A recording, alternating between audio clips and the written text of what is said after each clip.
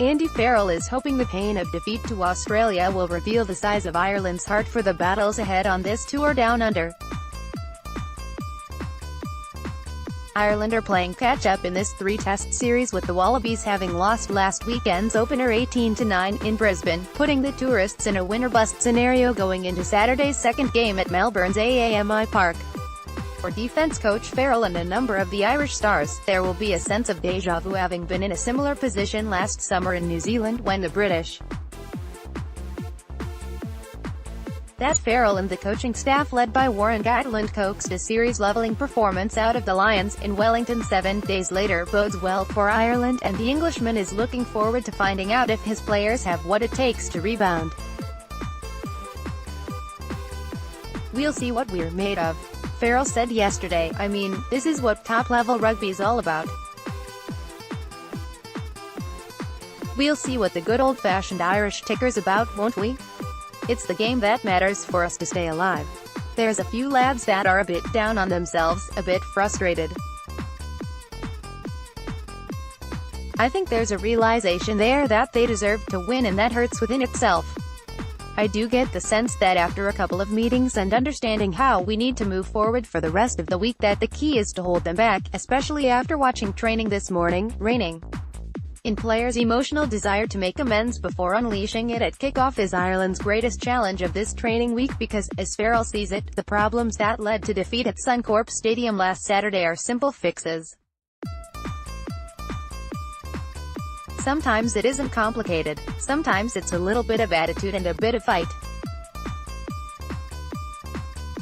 There is a little bit of a realization, if we are totally honest, that they edged a few areas that are pretty precious to us, and that we've been good at in the past. That's why we need to make sure that we balance the week out and make sure that we're ready for Saturday." What makes the Irish so disappointed with their performance last weekend, and explains why Farrell described the players as pretty angry, grumbly, walking around like bears with sore heads, was that they fell short in facets of the game in which they would normally excel. The chief issues arose at the breakdown contest and under the high ball. Both areas the Wallabies dominated for long periods, with David Pocock and Michael Hooper leading the home charge at ruck time and fullback Israel Folau a superior presence in the air. "Well, we're good at that, aren't we?" Farrell said. "You can talk all day long about the brilliance of certain people at the breakdown for them, but we've prided ourselves and shown in the past that not too many people get access that way into our game. A lot of it is to do not just with the breakdown guys but the ball carrier himself. He can have a better impact there, and the animation around the ball carrier, which gives you one-on-one tackles rather than two-on-one tackles. But we are normally pretty good in those areas. I'd say the best in the world at operating with no time and space, but we were slow to react to certain things at the weekend." That message has been relayed to the players by Joe Schmidt's coaching team and willingly acknowledged by the recipients as Ireland prepare to return a number of frontline players to the starting lineup when the head coach reveals his side on Thursday morning. "You set a different tone in accordance to what your team needs," Farrell said yesterday. "We're pretty good at that. We're a tight group, an honest group.